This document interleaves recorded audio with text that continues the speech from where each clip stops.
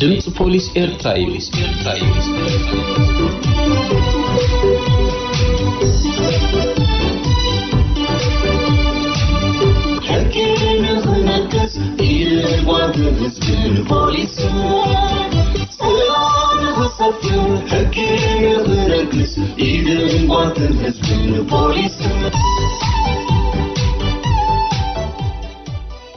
ድምጽ ፖሊስ ኤርትራ በህዝባዊ ርክባት ፖሊስ ኤርትራ ወትሩ ሰንበት ካብ ሰዓት 10 ክሳብ 10 ፈርቃን ቅድሚ ቀትሪ ዝቀርብ ኮይኑ ሶሉስ ምሸት ሰዓት 8 ኣብ ሬድዮ ዛራ ዝድገም መደብ እዩ።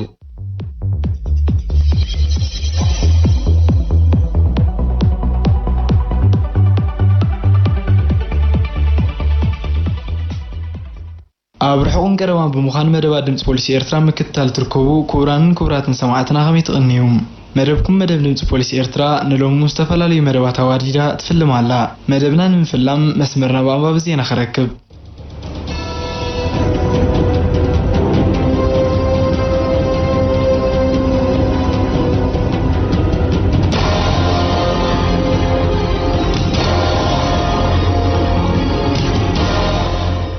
ሰላም ከመይ ትቕንዩ ዝኸበርኩም ሰማዕትና ነዚ ዕለት ዝተዳለወ ሰሙናዊ ሃገራውን ኣህጉራውን ዜና ፖሊስ ሒዝናልኩም ቀሪብና ኣለና። ዜና ዘቕርበልኩም ኣቤል ኣብርሃም። ካብ ትራንስፎርመር ናይ ኤሌክትሪክ ገመድ ሰሪቆም ክሸጡ ዝተረኽቡ ጥርጥራት ይቕየዱ። ካብ ከተማ ዓሰብ ንሸነኽ ደቡባዊ ምዕራብ ኣስታት 7 ኪሎ ሜትር ርሒቑ ኣብ ዝርከብ በዓዲ ንፋስ ዝፍለጥ ከባቢ ንኣገልግሎት ኤሌክትሪክ ተተኺሉ ካብ ዝነበረ ትራንስፎርመር 5 ኪሎግራም ዝኽብደቱ ናይ ኤሌክትሪክ ገመድ ብምቑራጽ ክሸጡ ዝሓሰቡ ጥርጥራት ኣብ ታሕቲ ቀይዲ ከም ዝኣተዉ ካብ ቀዳማይ መደበር ፖሊስ ዓሰብ ዝረኸብናዮ ሓበሬታ ረድዩ። እዞም ነዚ ዘይሕጋዊ ተግባር ክፍጽሙ ኢድ ብኢድ ዝተታሕዙ ጥርጥራት እድሪስ ኣሕመድ መሐመድን ማሕሙድ መሐመድ ዓልን ዝተባሃሉ ኮይኖም ነቲ ካብ ትራንስፎርመር ዝሰረቕዎ ንብረት ናብ የመን ዝሽቅጡ ነጋዶ ን1 ኪሎ ብሕሳብ 70 ናቕፋ ክሸጥዎ ከም ዝሓሰቡ ድማ እዩ እቲ መደበር ፖሊስ ወሲኹ ዘረጋግጽ።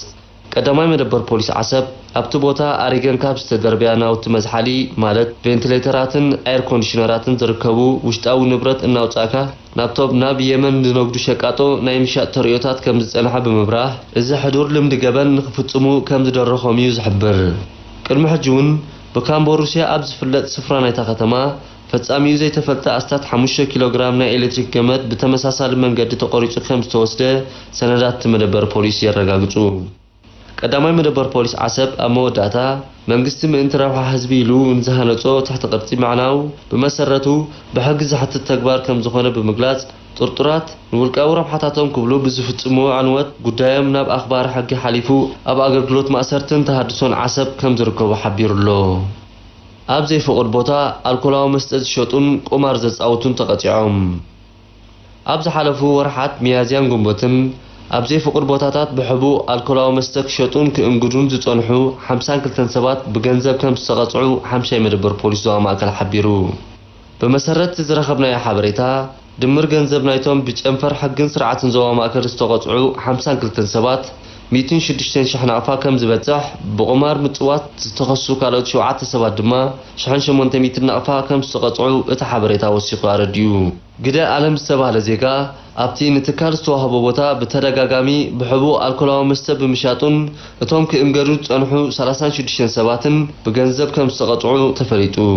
ብዘይካዚ ሰንበል ኣብ ዝርከብ መንበሪ ገዝኡ ቁማር ከጻውት ዝጸንሐ ሄኖክ ሞጎስ ዝተባህለ ዜጋ 6,000 ናቕፋ ክቅጻዕ እንከሎ ምስኡ ጸንሑ 6 ሰባት ከዓ ነፍሲ ወከፎም 2,000 ናቕፋ ክኸፍሉ ተወሲኑሎም። በዛ ኣጋጣሚ ሓምሻይ መደበር ፖሊስ ንመምርሕታት ላዕለዋይ ሓይሊ ዕማም ኮሮና ቫይረስ ብዝጥሕስ ኣገባብ ኣገልግሎት ዝህቡን ዘይፍቑድ ተግባራት ዝፍጽሙን ወነንቲ ይኹን ተኻረይቲ ትካላት ካብ ተግባራቶም ክቁጠቡን ሕጋዊ ኣሰራርሓ ክኽተሉን ኣተሓሳሲቡ። ወዲቑ ዝተረኽበ ገንዘብ ናብ መደበራት ፖሊስ ተረኪቡ። ኣባል ማእከላይ መርመራ ገበን ካርሸሊ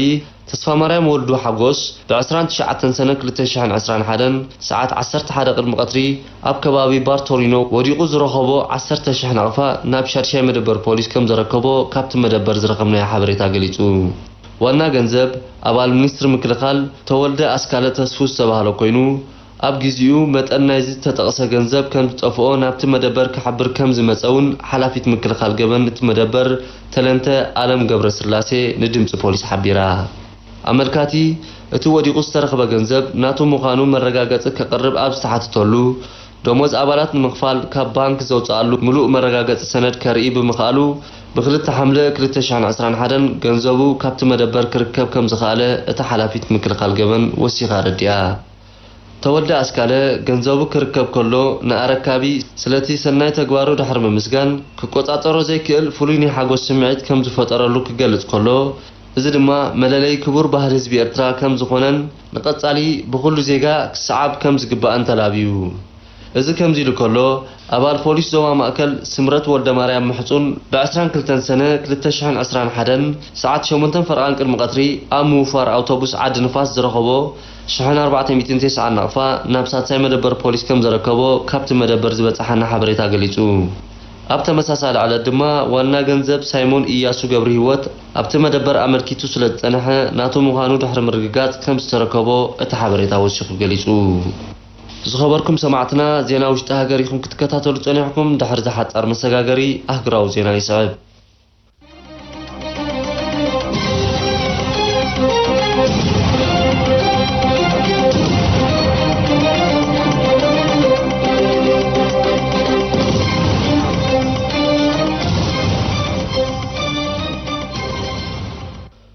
ፖሊስ ህንዲ ብስም መከላኸሊ ኮቪድ-19 ንጉርሃት ማይጨው ክኸትቡ ከም ዝጸንሑ ዝጠርጠሮም ሰባት ይሕዝ ፖሊስ ህንዲ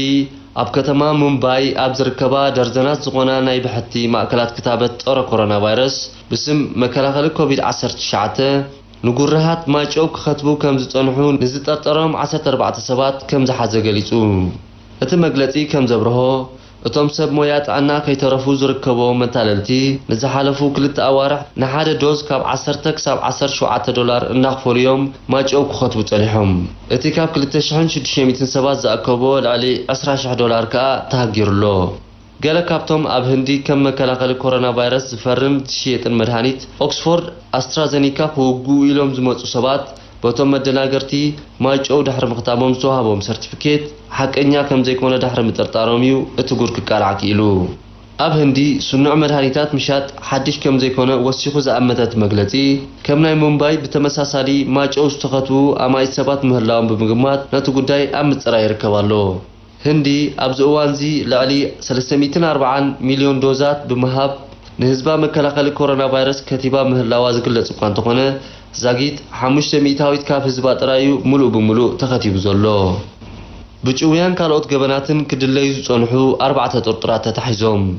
ንወዲ 23 ዓመት መንእሰይ ጨውዮም ዝተባህሉ 4 ጥርጥራት ብዝተገብረሎም ዕቱብ ምክትታል ኣብ ትሕቲ ቁጽጽር ክውዕሉ ከም ዝኽኣሉ ሓላፊ ፖሊስ ከተማ ቶሮንቶ ካናዳ ገሊጹ እቲ ገበን ጭውያ ዝተፈጸመሉ ቦታ ኣብ ሓደ ጎደና ናይታ ከተማ ኮይኑ ግዳይ ከባቢ ሰዓት 10 ድሕሪ ቀትሪ ብእግሩ እናተጓዓዘ ጥርጥራት ሰላማውያን ሰባት ተመሲሎም መኪኖም ናብኡ ድሕሪ ምጽጋዕ ብሓይሊ ሰቂሎም ብሽጉጥ እናፈራርሑን ብኹርማጅ እናቐጥቀጡን ካብቲ ቦታ ከም ዝተሰወሩ እዩ እቲ ሓላፊ ፖሊስ ወሲኹ ዝሕብር እዞም ኣብ ክልል ዕድመ 20ታትን 30ታትን ዝርከቡ ነበርቲ ከተማ ቶሮንቶን ሃሚልቶንን ዝኾኑ ጥርጥራት ንግዳይ ናብ ገዝኡ መሪሕዎም ክኸይድ ብሓይሊ ድሕሪ ምቕሳቦም ኣብ ውሽጢ እቲ ገዛ ዝጸንሖም ንብረት ጓሕጊሖም ከም ዝወሰድዎ ንውጽኢት መርመራ ምርኩስ ዝገበረ ሓበሬታ ይነጽር ብዘይካ ጥርጥራት ኣቐዲሞም ብዝፈጸምዎም ዝተፈላለዩ ገበናት ክሲ ተመስሪትሎም ከም ዘሎን መርመራ ይቕጽል ምህላውን ነቲ ጉዳይ ዘጻሪ ዘሎ መርማሪ ፖሊስ ገሊጹ ፖሊስ ጓተንግ ልዕሊ 997 ጥርጥራት ገበን ቀይዱ ፖሊስ ጓተንግ ደቡብ ኣፍሪካ ብዝተፈላለዩ ገበናት ዝተኸሱ ልዕሊ 997 ጥርጥራት ከም ዘቀየደ ኣዛዚ ፖሊስ ግዝኣት ሜጀር ጀነራል ቶሚ ሚቶምቢኒ ንማዕከናት ዜናታ ሃገር ገሊጹ በቲ ካብ ዕለት 3 ሐምለ ጀሚሩ ክሳብ 4 ሐምለ ዝተኻየደ ሓያል ስራሕት ፖሊስታ ከተማ ኣብ ከም ዌስትራንድ ቫልደርስትሪፍትን ካልኦት ከባቢታት ታ ከተማን 17 ሰባት ኣልኮላዊ መስተ ሰትዮም መኪና ብምዝዋሮም 6 ሰባት ከዓ ኣብታ ሃገር ጸኒዑን ዘሎ ናይ ራብዓይ ዙርያ ውሸባ ሕግታት ኮቪድ-19 ብምጥሓሶም ክቕየዱ ኺኢሎም እቲ ኦካ ሞላኦስ ዝተሰሚየ ስርሒት ጸኒዑውን ናብ ካልእ ከባቢታት ብምቕጻል ንሰዓታት እቶእቶእታ ሃገር ጥሒሶም ኣብ ዝተፈላለዩ ቦታታት ታ ከተማ መስተ ክሰትዩ ዝተረኽቡ ዝርከቦም ልዕሊ 178 ጥርጥራት ኣብ ትሕቲ ቀይዲ ኣውዒሎም بحفشة أبتين للعلي 10 ساعات استخير سرحت أبسركي قتلت مشيت عطفار سن كالوت جبنات استوافروا لعلي 900 طرطرات بحيلتات تاتا كتما أبتحت قطر معالم تجلسوا أما وداتا أزاز بوليستا كتما ميجر جنرال تومي أبزهابو قال علامة سرحت أو كامولاو نتيب سنكي شلت النذر أزول مسفحفح لبدا كوفيد 19 نمكتان تتا كتما غواتنج نو حاسن مغانو بمقلات اتوفري علامو كم زهرمه انتيرو زي خبركم سمعتنا نزعل زيترالو سمناو زينا بوليس بز تفتيمولو مسترفو مدباتنا نحرقكم بوغني سلام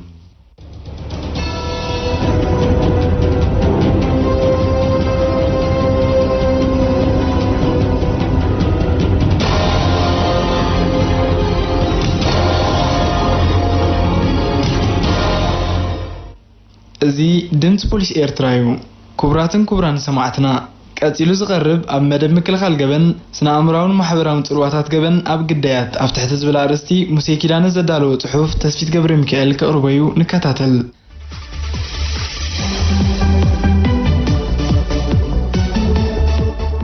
سنا امراون محبراون طرواتات جبن اب قدايات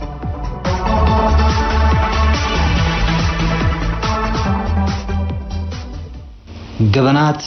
عينتومن تحسومن بزي قدس عبل علفت صومتومن قداياتن زختلو سعبينات أقاليل كازر يكونن بفلاي عبل علتوم قدايات قونت أو جبن زخون سبات زهلو ألو تاوتلوا حلفالو كينيو أكلاون كتباون مهسيتي سنا أمراون محبراون بسلاتاتون كبيد مخانيوم أبز زعبا توكيروم استخايدو استفلاليو مرمراو متنعتتات زقلتو صلوا جبن بزتفلاليو رقحيتات كقلص زخليو كنتات من نبابرو حلوف ولقاو تاريخ نصقمات ناي مقطام وشطاو تعدلتن تبوكساتاتن وزت خا ገለ ካብቶም ክትቀሱ ዝኽእልዮም ስለዝኾነ ገለ ሰባት ግዳይ ገበን ኣብ ዝኾኑሉ እዋን ብፍኹስ ዝበለ ክጽለው ከለው ንገሊኦም ግን ከቢድ ስነ ኣእምራውን ማሕበራውን ስንብራት ክገድፈሎም ይዝረአ ኣብዞም ዳሕሮት ዝተቐስናዮም ሰባት ፍርሒ ብስጭትን ውሑስ ናይ ዘይምዃን ስምዒታትን ጉኑናት እዮም ኣብ ጉዕዞ ምንባር ከለው ንዘጋጥሞም ፍጻመውን ሓደ ግዜ ካብ ክውነት ወጻኢ ኮይኑ ይስምዖም ኣብ ህይወቶም ኣይኮነን ዶ ከጋጥሞም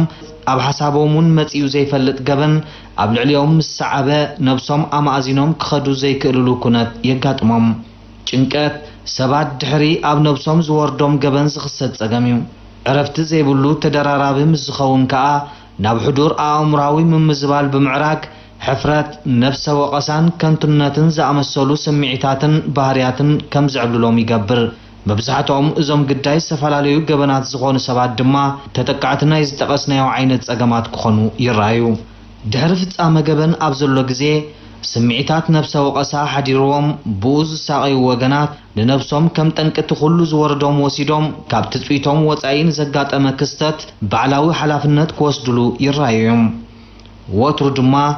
أنا خمس أنت زي جبر نيروكوا وين أنت زي كيد نيروكوا كمزي موجوا نفنن وزتا بمبال تنكنايتي كستات بعلاتهم مخانهم بمأمان نجزأ نفسهم إن خصصو جزيهم يحلفوا أتوم بسمعت نفس متحتن حفرتن استجوب قدما ناب نبرونهم كملصو أب زي كللو درجة يبتعو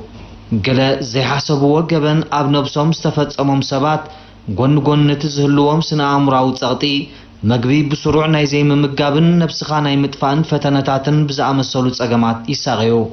ግዳያት ገበን ዝኾኑ ሰባት ከም ሳዕቤን ናይ ትበብ እዋኑ ዘማዕብልዎ ባህርያት ሕፍረት ተስፋ ምቑራጽን ጉዙኣት ኣልኮላዊ መስተን ተወለፍቲ ኣደንዘዝቲ ዕፅዋትን ክኾኑ ግዜ ይወስዱን እዮም ኣብ ከምዚ ዓዘቕቲ ዝተሸመሙ ሰባት ህይወቶም ናብ ንቡር ንምምላስ ስለ ዝሽገሩ ካብ ዘለውዎ ሃለዋት ንምህዳም ሓደገኛ ውሳነ ክውስኑ ይረኣዩ ነፍሰ ቅትለት ከዓ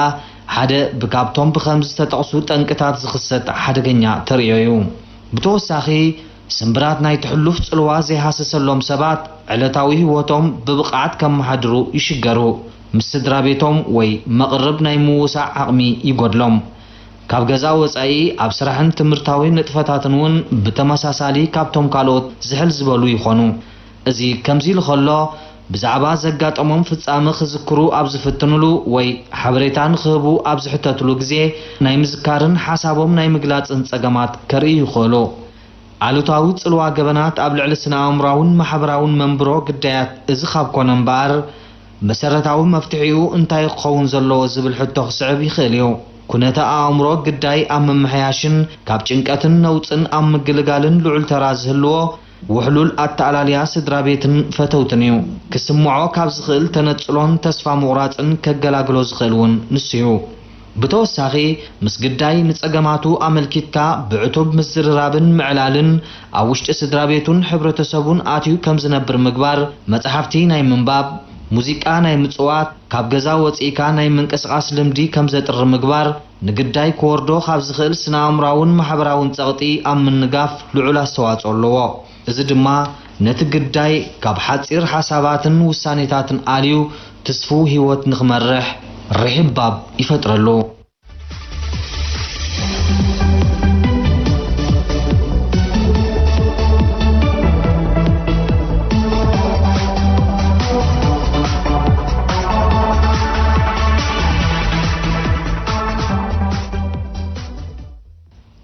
ኣብ መደብ ድሕነት ምስ ሓላፍ መርመራ ሓደጋ ትራፊክ ዞባ ማእኸል ስምዖን ወልደገሪማ ናይ ዝተኻየደ ቃለ መሕተት ኤርምያስ ኣስፋ ኣዳልይዎ ኣሎ። ንዝሰፍሐ ትሕዝትኡ ናብቲ መደብ ከብለኩም።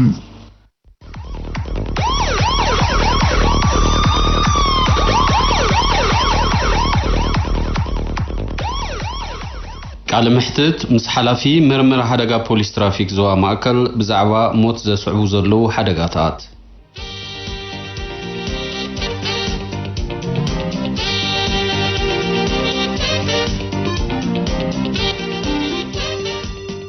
በምክንያት ኮቪድ-19 ምንቅስቃስ ተሽከርከርቲ ተደሪቱ ኣብ ዝነበረሉ እዋን ሓደጋታት ትራፊክ ብመጠኑ ክቕንሱ ተራእዮም እዮም። ኣብዚ እዋን እዚ ግና ሞትን ማህሰይትን ዘስዕቡ ሓደጋታት ክውስኹ እምበር ክንክዩ ኣይተራእዩን። ኣብ ዞባ ማእከል ንዘጋጥሙ ዘለዉ ሓደጋታት ንምክልኻልን ንምውሓድን ፖሊስ ትራፊክ ዞባ ማእከል ሕግታት ትራፊክ ንኽኽበር ዓቕሚ ሰቡን መሳለጥያታቱን ብምውዳድ ሞተረኛታትን ኣጋርን እናዋፈረ ዘድሊ ምቁፅጻር ኣብ ምክያድ ይርከብ። ኮይኑ ግና ብሰሪ ሸለልትነትን ካልኦት ጠንቅታትን ሓደጋታት ኣብ ልዕሊ ሰብን ንብረትን ከቢድ ክሳራታት ከስዕቡ ይረኣዩ ኣለዉ።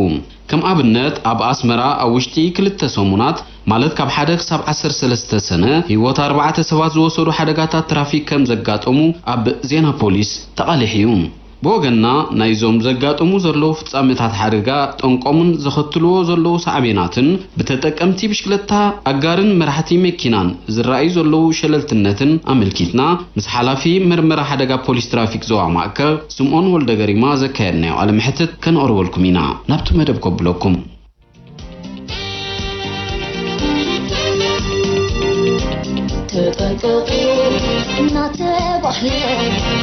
سلمان باسمي كابتن وحبت دحر خبير حادي قارت تشيت كوايوا كابلت حدا سكابلت 13 ورح 6 ابز نبره غزي هيوت 4 سب زوسر حدغاتات نيرو نسوا انتايو عيت حدغا عربيا مساغر تخصاصي صغاي بين نغسه استباهله بعلت حدا ورح 6 تشعن 11 ساعة 17 فرقنا كباب ما يباشاو لنا توعزو خلو نأجر قدامنت كهبز قبو قدامنت بزي مهابو نبوغرو زقعز نوري مصطفى عبدو حسن استوهاري و 34 عمد قيتيو نايموت قد أتكب صحلو خلو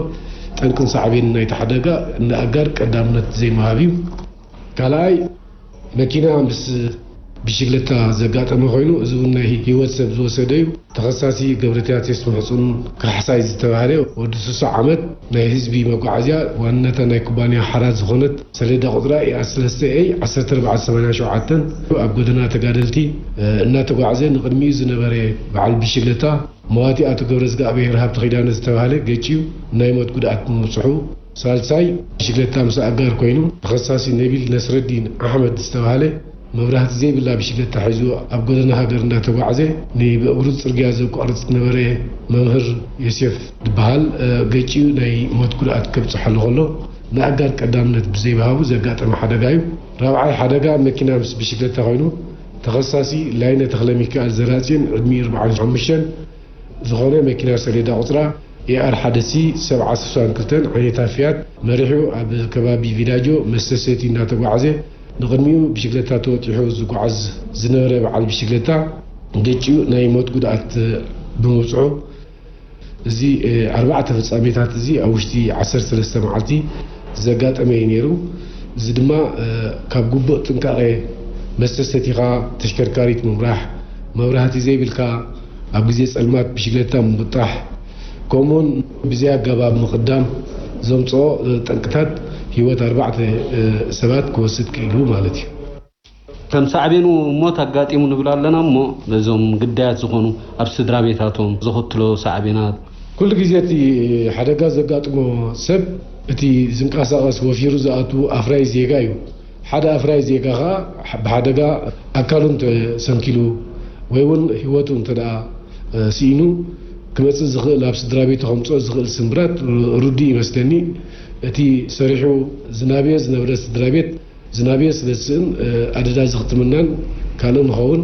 ስንክልና እንተጋጢሙን ንባዕሉ እቲ ኣላይ ዝነበረ ሰንኪሉ ባዕራት ኣሎ ንባዕሉ እቲ ኣላይ ኮይኑሎ እቲ ሱዳልዮም ዝነበሩ ስድራ ቤታት እውን ንሽግር ተቃሊዖም ኣሎ ማለት እዩ ስለዚ ኩሉ ግዜ ሓደጋ ከየስዕብ ግቡእ ጥንቃቄ ማልኢና ክንከይድ ኣለና ሓደጋታት እንተጋጢሙ ሞት ከቢድ ስንክልና እንድሕር ስዒቡ ግን ነቲ ሃራሙን ጽቡቕ ኣይኮነን ነቲ ተሃራማይ ከዓ ተጸባይ ወይ ስድራ ቤት ኣዘኽቲሙሎ ማለት እዩ ስለዚ ከቢድ ሳዕቤን እዩ ዘለዎ ከቢድ ጽልዋ እዩ ዘለዎ ብፍላይ ኣብ ልዕሊ እቲ መዋቲ ወይ እቲ ከቢድ ጉድኣት ዝበጽሖ زعلم دنور سدراويت من نفاس تقاليعهم الله مالتي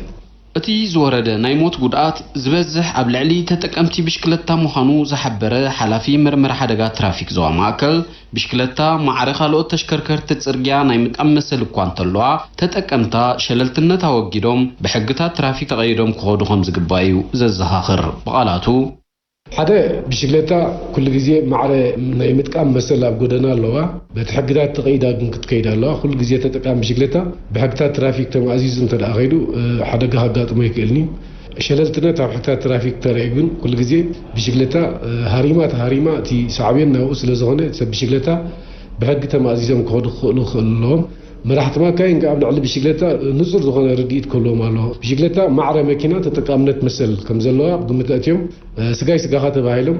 ነቲ ጎደናታት ብግቡእ ክጥቀምሉ ክኽእሉ ኣለዎም ተዘይኮይኑ ሓደ በዓል መኪና ንብሽክለታ ብግቡእ እንድሕር ዘየኽብራን ማዕርኡ መሰል ከም ዘለዋ ዘይኣምነላ ተኾይኑ ሳዕቤኑ እቲ ሓደጋ እዩ ማለት እዩ ሰብ ብሽክለታ ከዓ ሕግን ስርዓትን ትራፊክ ኣኽቢሮም ጥዕና ተሽከርከርቶም ወይ ጥዕና ብሽክለቶም ከም ፍሬኖ መብራህቲ መንጻባረቒ ማሊኦም ተደኣ ኸይዶም ዘይግቡእ ጽዕነት ክጽዕኑ ክኽእሉ ይብሎምን ኣብ ግዜ ጸልማት መብራህቲ ዘለዋ ብሽክለታት ዘይኮይኑ መብራህቲ ዘይብላ ብሽክለታ ክመርሑ ኣይግባኦምን ኮታ ኩሉ ብሕግታት ትራፊክ ተቐይዶም ተኸይዶም ካብቲ ሓደጋታት ክድሕኑ ክኽእሉ እዮም ማለት መራሕቲ ተሽከርከርቲ ብሕጊ ትራፊክ ክምእዘዙ ኣልኮላዊ መስተ ሰትዮም ካብ ምምራሕ ክቕጠቡን ምልክታት ትራፊክ ከኽብሩን ብቕድሚኦም ንዘላ ተሽከርካሪት ክቕድሙ ከለዉ ሓደጋ ብዘየስዕብ ውሑስ መገዲ ክኸውንን ከም ዝግባእ ሩድዩ እዚ ምስ ዘይፍጸም ድማ ሓደጋ ከጋጥም ባህርያዊ እዩ መራሒ መኪና እንታይ ይኽገብር ዘለዎ ሓደ ብሕጊ ትራፊክ ተማእዚዙ ክኸይድ ኣለዎ ካብ መስተ ክቕጠብ ክኽእል ኣለዎ ምልክታትን መመልከታትን ትራፊክ ክኽብር ክኽእል ኣለዎ ንቕድሚኡ ዘላ ተሽከርካሪት ብሽክለታ ንበላ መኪና ኣብ ዝቕድመሉ እዋን ሓደጋ ብዘይስዕብ ውሑስ መንገዲ ክቅድም ክኽእል ኣለዎ ልዕሊ ኩሉ ከዓ መስተ ሰቲኻ መኪና ምምራሕካ ክቕጠብ ክኽእል ኣለዎ ኣብ ዝሓለፈ ቅንያት ምስ ምድራት ናይ ምንቅሳቐስ ተሽከርከርቲ እቲ ሓደጋታት ጉድል ኢሉ ጸኒሑ እሞ ኣብዚ ግዜ እዚ ከዓ ይረኣይ ኣሎ ሕጂ እቲ ጠንቂ ብዝሕ ናይ ተሽከርከርቲ ድዩ ናይ ተጠቀምቲ ብሽክለታ ድዩ ወይስ ካልእ ዝፍጸም ጉድለታት እንተሎ ንሰማዕትና ክትገልጸልና ተሽከርከርቲ ካብ ሃገር ወይ ሓደሽቲ ተሽከርከርቲ ዝኣተዋ የለን እንተ ናብ ኤርትራ ዝነበራ እየን ብምኽንያት ኮቪድ-19 ካብ ምንቅስቓስ ተቖጢበን ጸኒሐን ሕጂ ከዓ ምስ ምፍኳስ ናይ ኮቪድ-19 ከዓ ተን ዝነበራ ናማካይን ተን ኣብ ግዝአን ኮፍ ኢለን ዝነበራ ይወፃ ኣለዋ ስለዚ ተን ማካይን ንሰን እየን ምናልባት ኣብ ብሽክለታ ምስ ዝነበረ ኩነታት ተጠቀምቲ ብሽክለታ ኩሉ ሰብ ካብቲ ዝነበርኦ ዝያዳ በዚሐን ኣለዋ ዋላ ዳ ይብዛሓ እምበር ብሕጊ ትራፊክ ተማእዚዝካ እንድሕር ከይድካ እቲ መንገዲ ንኹላትካ እኹል ስለ ዝኾነ ንሓደጋ ዘቃልዕ ምኽንያት የብልካን እንታይ ዳ እቲ ሓደጋ ደቃልዕ ዘሎ የማን መስመርካ ሒዝካ ዘይምኻድ መስተ ሰቲኻ ምምራሕ ጥዕና ተሽከርከርትኻ ዘይምምላእ እኹል ልምዲ ዘይብልካ ብሽክለታ ሒዝካ ኣብ ጻዕቂ ተሽከርከርቲ ዘለዎ ጎደናታት ምኻድ እዚ እቲ ጠንቅን ሳዕቤንም ድኸውን ዘሎ ኣገባብ ኣጠቓቕማ ጥራይቲ ንሓደጋ ዘቃልዕና ዘሎ ሓደ ሰብ ብሰላም ወፊሩ ብሰላም ከኣቱ ሕግታት ትራፊክ ክኽብር ዳ እምበር በዓል ጻዕዳ ቆቢዕ ስለዘየለ ሕግታት ክጥሕስ የብሉን እዩ ዝብል መርማሪ ሓደጋ ፖሊስ ትራፊክ ዞባ ማእከል ኩሉ ግዜ ሓደ ሰብ ብሰላም ወፊሩ ብሰላም ከኣቱ እንተደኣ ኮይኑ ብዘይገድስ ዝጥቀመላ ደረ ተሽከርካሪት በዓል መኪና ይኹን በዓል ቢሽክሌታ በቲ ሕጊ ትራፊክ ተማዚዙ ክኸይድ ኣለዎ ምልክታትን መመልከትታትን ትራፊክ ክኽብር ኣለዎ ትራፊክ ብኣካሉ ርኢኻ ጥራይ ሪኢኻ ሕጊ ክትከላኸል ዘለካ ንነፍስኻ ንሃገርካ ትራፊክ ኮንካ በቲ ሕጊ ትራፊክ ንድሕነትካ ንድሕነት ናይ ኩሉ ዜጋታት ኣብ ግምት ብምእታው በቲ ሕጋዊ መንገዲ ኣማሊእኻ ከይድ እንተደኣ ኽኢልካ ብሰላም ወፊርካ ብሰላም ክትኣቱ ትኽእል ኢኻ ተደየ ኮይኑ ትራፊክ ስለዘየለ ድላይካ ዓይነት ጉዕዞ ክትከይድ በዓል ጻዕዳ ቆቢዕ ኣብ ቅድሚኻ ስለዘሎ ከተኽብር እዚ ጉባኤ ኣይኮነን ኩሎም መራሕቲ መካይን በቲ ሕጊ ተማእዚዞም ክኸዱ በዚ ኣጋጣሚ እዚ ለዋይ መሓላለፍ ማለት እዩ በዚ ኣጋጣሚ መራሕቲ መካይን ናህርን ሸለልትነትን ከወግዱ መምርሒታትን ሕግታትን ትራፊክ ከኽብሩ ብህድኣት ክመርሑ ርሕቀት ቅድሚኦም ናይ ዘላ መኪና ክሕሉ ካብ መስተ ተቆጢቦም ክመርሑ ብቕዓት መኪኖም ፈቲሾም ክብገሱ ይግባእ ካልኦት ተጠቀምቲ ጽርግያውን ሸለልትነት ኣወጊዶም ኣብ ድሕነት ክግደሱን ኣብ ምክልኻልን ምውሓድን ሓደጋ ኣበርክቶ ክገብሩን ግዴታ ምዃኑ እናዘኻኸርና መደብና ንዛዝም ሰላም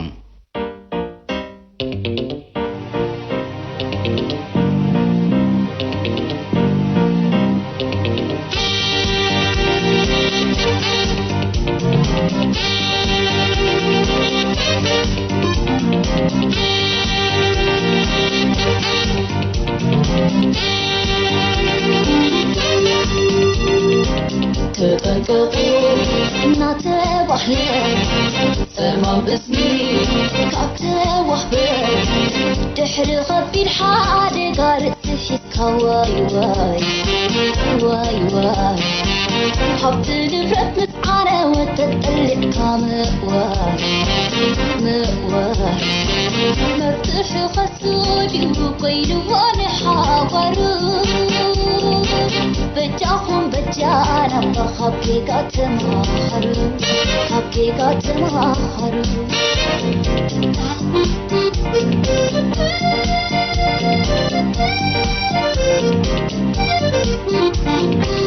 عمر بالحبرة تسمنا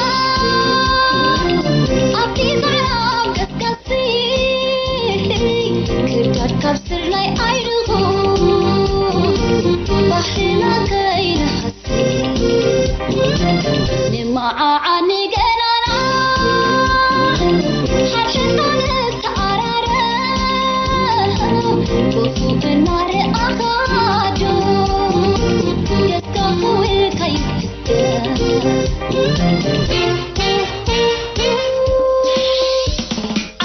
عجب شلل نبعل عجب وعجب تحرلوني يا كرنا حتى غيرك يبين عسي والنبرة حبتنا يما شلتني عجبنا حجينا الرمو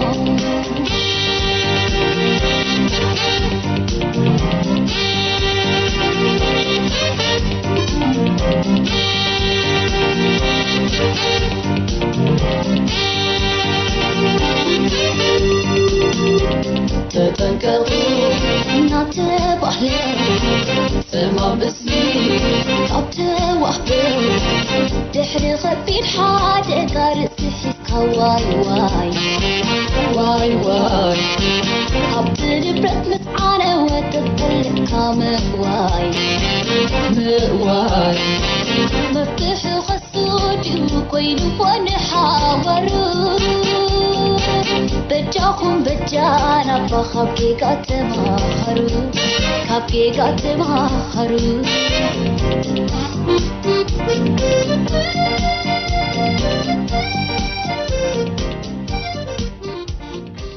ካብዚ ብምቕጻል ተኸታታሊ መደብና ዝኾነ ኢንጂነር ሃብተ ገርግስ ጠዊል ወልፊ ብገንዘብካ ትሽሙተ ሕማም ኣብ ትሕቲ ዝብል ኣርእስቲ ዝለኣኸልና ጽሑፍ ሙሴ ኪዳነ ከቕርቦ እዩ ንምክትታልኩም ብኽብሪ ዕድም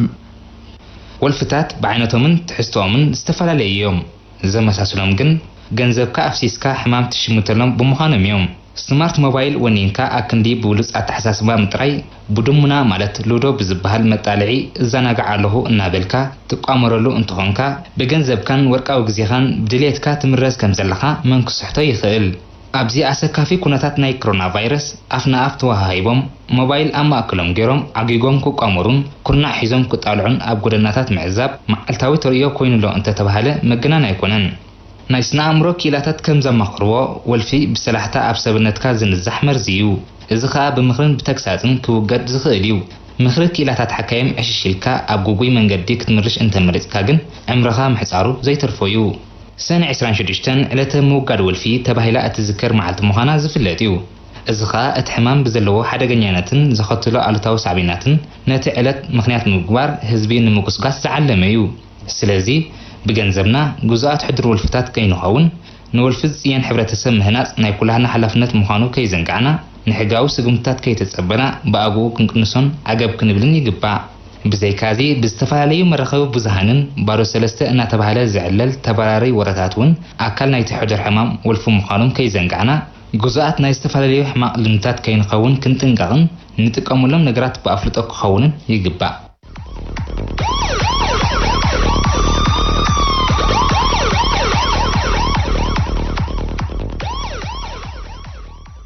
ዝኸበርኩምን ዝኸበርክን ሰማዕትና ንሎሚ ዝበልናዮ መደባት እዞም ክትከታተልዎም ፀናሕኩም እዮም ነይሮም ኣብ ዝመፅእ ሰሙን ብኻልእ ትሕዝቶ ክሳብ ንራኸብ ድሓን ቀኒ እናበልና ምሳኹም ዝፀናሕና ኣዳለውትን ኣቕረብትን ካፒተን ብርሃነ ዘካርያስ ተመስገን ትኩ ኤርምያስ ኣስፋሃ ተስፊት ገብረ ሚካኤል ሙሴ ኪዳነ ኣቤል ኣብርሃም ብወገን ምውሃድን ቴክኒክን ዓወት ጣዕሚ ምስ ሻይቶም ወሶይና ሰላም